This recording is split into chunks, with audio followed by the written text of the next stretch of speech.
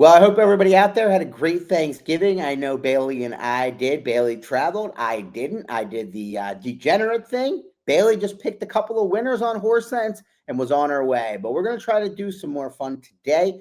The focus, the Cigar Mile card, the Remsen card, sort of the way I'm looking at it. Much better Remsen than Cigar Mile this year. It's up next on Horse Sense.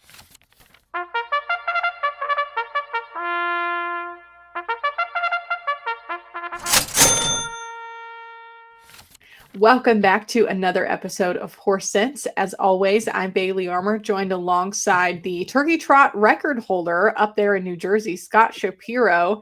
Diving into some New York action this week, it is, of course, fantastic to be back after that Thanksgiving holiday that we just had. The Turkey Bowl contest, wanted to give you guys an update on that one. We had 80 people successfully hit those $10 or more win bets, and I think they got a $125 bonus per person. So if that's not an extra boost for playing in our promotions here at Xpressbet and FirstBet, I sure don't know what is. And we do have a little bit of a lighter schedule this week in contrast with all of that kind of Thanksgiving bonanza we had going on last week. Of course, the action, like Scott mentioned in our cold intro there, moves up to New York this week, back at Aqueduct to the final Remsen and Cigar Mile at Aqueduct. So sad to see those go, but we do have a 1 million first rewards points hit and split on that card. That's going to be on the late pick 4. You'll win your share of 1 million first rewards points if you hit that wager, and 80,000 first rewards points gets you a $100 wagering credit. So there's definitely a ton that you can use to redeem those. And then alongside that feature promotion this week, there is Woodbine is starting to wrap up their season. So we've got a 10 times first rewards points boost on Woodbine on Friday and Saturday this week and next week. So keep an eye out for some extra Woodbine promotions through the rest of December. We've got a very busy week when it comes to promotions next week, and we'll also be launching our Pegasus Trip sweepstakes. So keep an eye out on the promotions page for all of those things. And what about tournaments, Scott? Anything going on there? Well, always something going on, you know. There's That's right. always qualifiers, feeders, if you will, to play in. But we got a big feeder this week. Cigar Mile BCBC qualifier, $1,000 entry, but 20. There'll be a spot in the BCBC for every 20 entries in there. Ooh. And then that's a big one. So a good opportunity for those that kind of play into those little bigger buy-ins. And then the final push for the Santa Anita Opening Day Challenge, $1,500 buy-in there. Los Al will have feeders all week long there. I think as low as $40. So some chance for some of us with a smaller budget maybe to get into a big tournament. So some good stuff there. I thought the Thanksgiving menu on your promotional calendar was fun. I wrote about them and tried them, and on to December. Well, you know, on Horse Sense, one of our favorite topics is the road to the Kentucky Derby. You'll be hearing a lot about points and the leaderboard and all that stuff. I personally think it's some of the best wagering on the menu all year long as well, these Derby preps. And we've got, a somewhat big one. It's only 10 points to the winner, but that's pretty much all you're going to get for the most part at this day and age at this time of year if we're not at a Churchill Downs track. But Bailey, the Remsen, $250K for 2-year-olds. First time these horses will try that mile on an eighth distance. And just for those in terms of the leaderboard, really only one horse matters right now, in my opinion, and that's Ted Nafi. He's got 40 points. Everybody else, I think, is 15 or less. Doesn't really matter all that much. It could matter in the end for those horses. Might not have to run a race or something of that nature. Might not have to, be cranked for their final prep. But for now, it's Ted Nafi, and everybody else is kind of starting from scratch. So I thought this was a fun race. Last year, the winner Poster did not turn out to be much, really. But Dornock the year before, 2021, Mo Donegal. And Poster just won, actually, at Churchill, like a couple of days ago, and he's back on the work tab at Turfway. I had to go look it up when we were prepping. Yeah, no, he's not a bad horse, but I guess I was talking like Derby. Not quite a Derby horse, right. No. Yeah, but Mo Donegal in 2021. And Bailey, there are some high-priced, big-ticket items here in this Remsen this year. Dude, no kidding. I did the math last night, between stud fees and sales prices. Do you want to guess? I don't know if you've done the math. Do you want to guess how much, like the total value of these horses? Just stud fee and sale price. I'm just trying. I'm not adding it. There's 12 total, right? I just wanted to. Yeah. 12 total. I'll Yeah. go.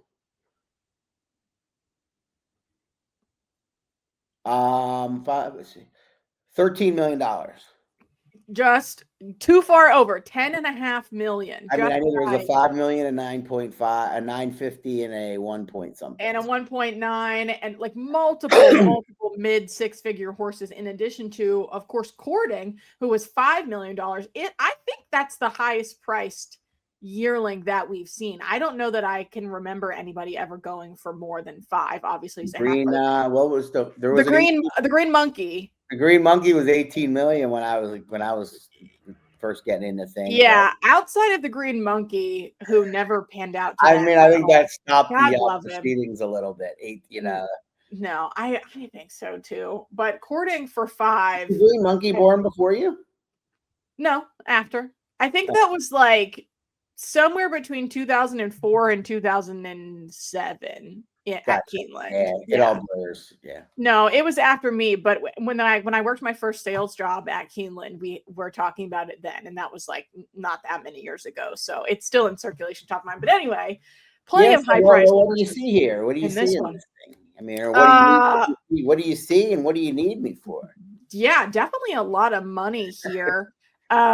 Which is insane. And I think there are probably more horses that I like in this race than I do in the Cigar Mile, the one after. So I just want to get your thoughts on a couple of them and see if you can help me like lock in a little bit better, I guess. I did want to say we have the pick 4, and we're going to kind of wrap it up with Cigar Mile in the next segment. So you're probably thinking in terms of that, right?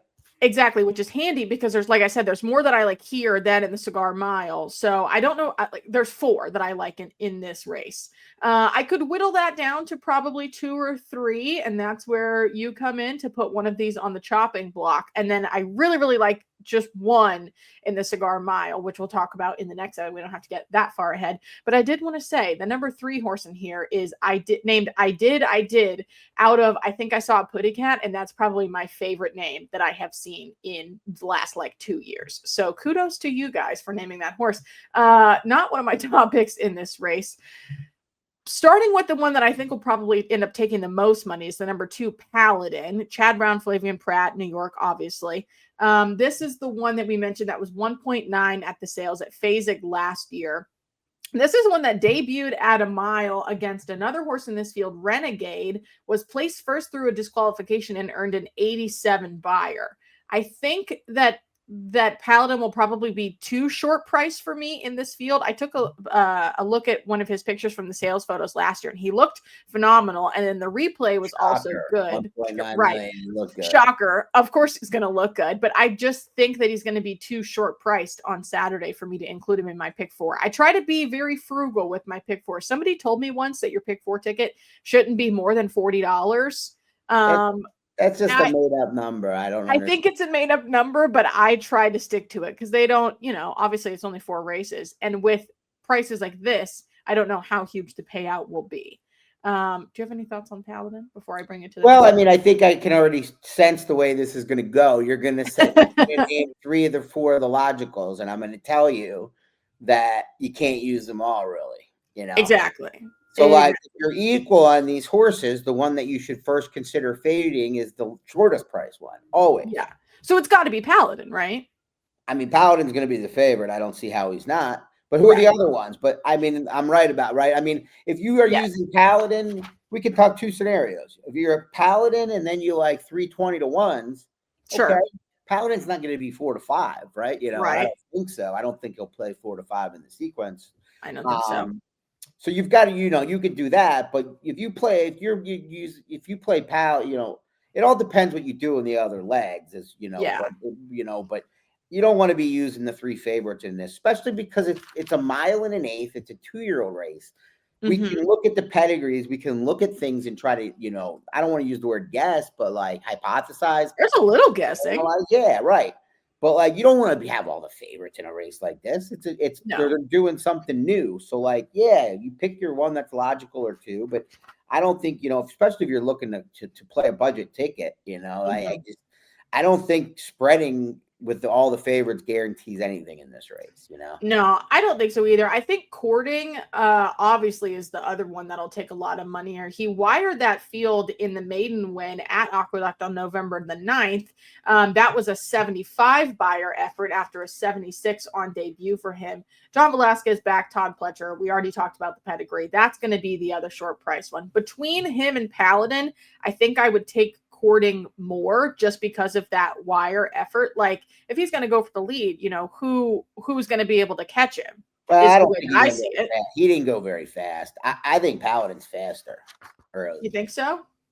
Based on what we've seen so far, obviously, yeah, like we just said, a lot can change. There's blinkers going on horses and stuff, and you got Balboa to the outside, who's 6 furlong rate. There could be other speed, but I don't really think Courting showed a ton of speed on debut. I think he's more of I don't think he's, this is just my take on the horse. $5 million. He wasn't favored on debut at Aqueduct. Like he's probably pretty plotty, and making the lead is a good thing, but that doesn't mean he's got a lot of speed because he's just going to keep grinding.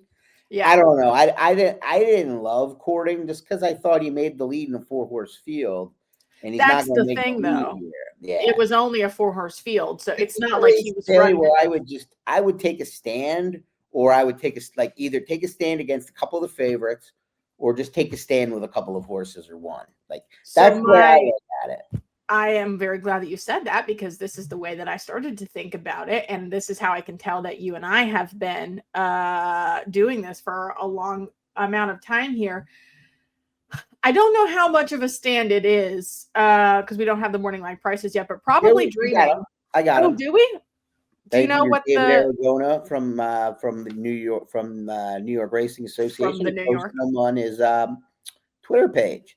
Paladin's a 3-1 favorite. You got Renegade and Talking 5-2, Courting 9-2, Igniter 6-1. Everybody else 12-1 or higher. Wonderful, because that is my take a stand horse. Then is probably Dreaming on the outside from Gary Capuano's barn. 37% from 95 starts with 2-year-olds, which is not something that you to shake a stick at there. This not a great percentage wise on paper in graded stakes, but could this be a big horse for the barn? I like that he's already run in stakes company 3 times in 4 lifetime starts as a 2-year-old. And especially like you mentioned with those shorter prices to his inside, I'm hoping to make a case there with probably Dreaming. Excuse me. I think that, I like the foundation he has. I'm worried about the post. That's a tough post all the way out there, but I'm not going to knock it. Like I said, I think this is the way I just don't think you want to recite the favorites on the pick 4 ticket, and that wasn't what you were going to do because probably Dreaming was going to be one of your horses. Who are the other two? It was Paladin. It was Paladin, Courting, Talking, Dreaming, and who was the 4th? Talking was the 4th one. I had the same take on Talking, just tough post at what the price is going to be. Yeah, they don't have a big run in that first turn, and you got to get to 2 turns. So right. I don't know. It all depends. These inside horses have a little speed. Day 1 starter and Paladin. I expect Pratt to use it with what he would expect to be the best horse. But sometimes Chad Brown has his guys want to kind of settle the horses. That seems to be his way to go. But good stuff as the road to the Derby kicks off. The Remsen leg 2 of a pick 4 that kicks off in race 8, as Bailey mentioned before. 1 million rewards points up for grabs. We'll talk about the Cigar Mile, and we'll round things up for the sequence up next. Well, the Cigar Mile this year, Bailey, is not quite what it was in years past. The incomparable Cigar would be a little bit disappointed, perhaps, by this field, but it's still a decent race, and we're still going to talk about it. Not only because it's a $500,000 grade 2, but because it's part of that pick 4 sequence that we've been promoting, endorsing, chatting about. Hyping up throughout our last 20 or so minutes here, maybe even less. But so let's talk quick about the Cigar Mile, and then we'll just kind of wrap up. I didn't know you didn't get to those New York State bred races. There's a lot to chew on there. Just no kidding. Back from South Carolina. I'll kind of give thoughts, but my real takes on that will be on the blog where I think it's up as we're speaking here. Already. It should be, yeah. If not now, by the time that you find folks out there watch this, it definitely will be live. Scott's coverage on the pick forward. No, I like I mentioned just before the break that you guys did not see yet. Is I really like one particular horse in here at a price. Went back and checked the morning line odds from David, so thank you to him for putting those up. That's the number 2 Micah, another 12-1 shot off of my stance in the last one. Cons, definitely a step up in class into this grade 2 from where he's been running. Pros, back to the Michael Maker barn. They were trying him on turf. Wasn't really his jam. It gets taken off the turf earlier this year at Delaware Park, and he wins by 9. They're like, okay, we'll bring it back off of the layoff at Laurel when he's in the Brittany Russell barn at this point, and then he wins by 14. I mean, these points of call here as he's going through the race: first by 1 length, first by 5, first by 6, first by 8, first by 14.25. Just completely runs away with it. This is a horse that was always meant to run on the dirt. Maybe a little, home cooking in the Mid-Atlantic circuit benefited him. Who's to say? But coming up against Phileas and Fogg and Bishop's Bay, who are going to duel it out on the outside, I'm hoping that he can kind of tuck in along the inside and do his thing here, and maybe not win by 8 million like he did before, but win by a couple. I was wondering if this is Mika, named after the character. Remember Euro Trip? You see that movie? Or No, before your time. I don't think so. Okay. Anyhow, for those, I'm gonna have to Google it. Euro Trip. I mean, I can't believe you haven't seen it. I guess it's probably a '90s movie though. Yeah. Anyway, they go to Europe. They go to Europe. They take a road trip to Europe, but all to meet up with this girl that her 2004. Oh yes, Michelle Trachtenberg, R.I.P. I'm going to try to beat the favorites in here as well. Okay. Phileas Fogg and Bishop's Bay, 9-5. Phileas Fogg, 2-1. Bishop's Bay. Bishop's Bay to me is just a little dressed up, beat up on lesser fields. I'm always willing to take him on when he takes on maybe a little bit better competition. And then Phileas Fogg, I'm worried about the cutback to the 1-turn mile. This is a horse that is a speed horse in 10 furlong, 9 furlong races. That doesn't always mean good things when you cut back and try to make the lead with the blinkers on. I think they're both a little vulnerable at 1 turn. I'm going to hope that they get caught up, them, and I think Mika's going to be involved early, but I could be wrong. And I'm hoping that it's the Crazy Masonator. He is a fun horse to watch.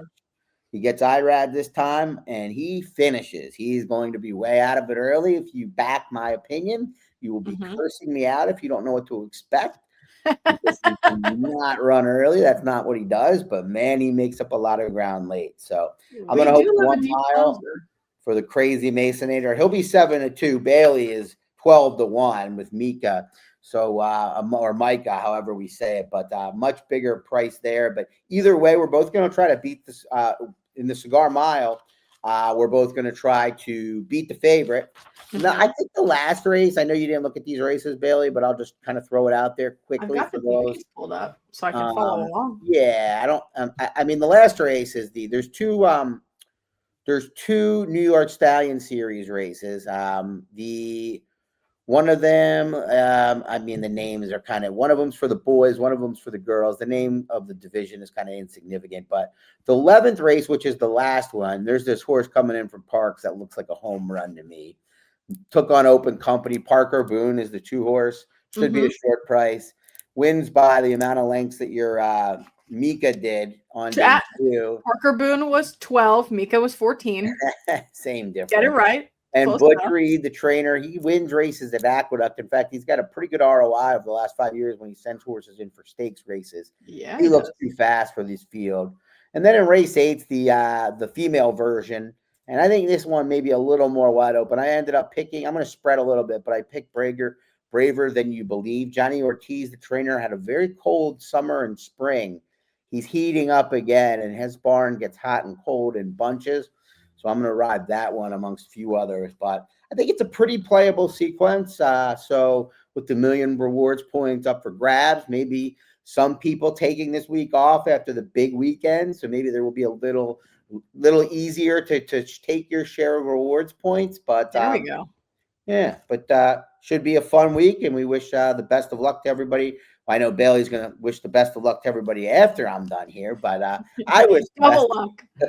Double I wishes wish for the best of everyone. luck to everybody, as always, but particularly those trying to qualify for the BCBC in the $1,000 Cigar Mile Day tournament.